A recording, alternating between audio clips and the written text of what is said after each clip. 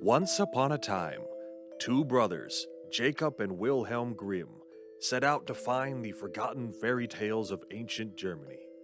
After many years of searching and listening and collecting, they finally revealed their first copy of Grimm's Fairy Tales, the greatest collection of folklore the world has ever known. What you are about to hear are stories from the very first edition, unaltered, unedited, written down as the brothers heard them. A warning: some of these stories contain violence and horror left out of later versions and may not be suitable for children or the faint of heart. Without further ado, Town Hall Library presents Grimm Tales.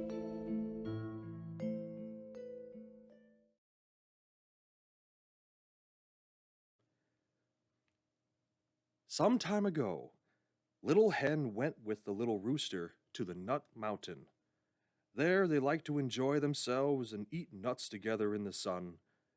One time, however, Little Hen found such a large nut that she wasn't able to swallow the kernel, and it got so stuck firmly in her throat that she feared she might choke to death. "Little rooster," she screamed, "please run as fast as you can and fetch me some water, or else I'll choke to death." Little Rooster ran as fast as he could to the well and said, "Well, you must give me some water. Little Hen's lying on the nut mountain and she's about to choke to death." "First," the well said, "run to the bride and get me some red silk." So the little rooster ran to the bride and said, "Bride, I need some red silk from you. The silk is for the well, who will give me some water to take to the little hen, who's lying on the nut mountain where she swallowed a large kernel and is about to choke to death." But the bride answered him, "First, run and fetch me my wreath that got caught on the branch of a willow." So the little rooster ran to the willow, pulled the wreath from the branch, then brought it back to the bride. In return, the bride gave him the silk, and the little rooster brought it to the well, who gave him water in exchange. Then the little rooster brought the water to the little hen. But by the time he had reached her, she had choked to death and lay there motionless. Little Rooster became so sad that he uttered a loud cry, and all the animals came and mourned for her. 6 mice built a little wagon that was to carry the little hen to her grave. When the wagon was finished, the mice harnessed themselves to it, and the little rooster was to drive the wagon. Along the way, they encountered the fox, who asked, "Where are you going, little rooster?" "I'm off to bury my little hen," he said. "May I ride with you?" said the fox. "Yes, but since you're so heavy, please take a seat in the back. If you sat up front, my horses would fall and the wagon would crack." So the fox sat down in the back. Then the wolf came and sat down in the back, as did the bear, the stag, the lion, and all the animals in the forest took a seat in the back of the wagon. Thus they continued their journey until they came to a brook. "How shall we get across?" asked the little rooster.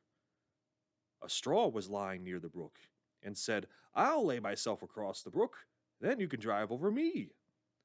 However, as soon as the 6 mice touched the bridge, the straw slipped and fell into the water, and the 6 mice went tumbling after and drowned. So the situation was just as bad as it had been before. But then a piece of hot coal came along and said, "I'm large enough. I'll lay myself across, and you can drive over me." Then the piece of coal also laid itself across the water, but it grazed the surface, and it soon began to hiss. And before long, the coal was extinguished, and it too was dead. When a stone saw that, he took pity on the little rooster and offered its help. It lay down across the water, and now little rooster himself pulled the wagon across. When he reached the other side and was already on land with the dead little hen, he wanted to help the others in the back out of the wagon. But alas, there were too many of them, and they were too heavy, and the wagon slipped backward, causing everyone to fall into the water and drown, all but the little rooster. And so the little rooster was all alone with the dead little hen, and he dug a grave for her. Then he laid her in it and made a mound on top. And afterward, when he was done, he sat down on the ground and grieved until he too died. And then everyone was dead. In later versions, the Grimm brothers made a single but very significant change. In the beginning of the story, the little hen was meant to share the big nut with the rooster, but she kept it all to herself, and so she choked to death on it. And so a moral about greed and gluttony was added to the story, and all the deaths of the forest creatures afterwards were all just a consequence of a single hen not sharing a nut. So in contrast, the original story seems to be only a story about random, pointless death. So what are we meant to take from it?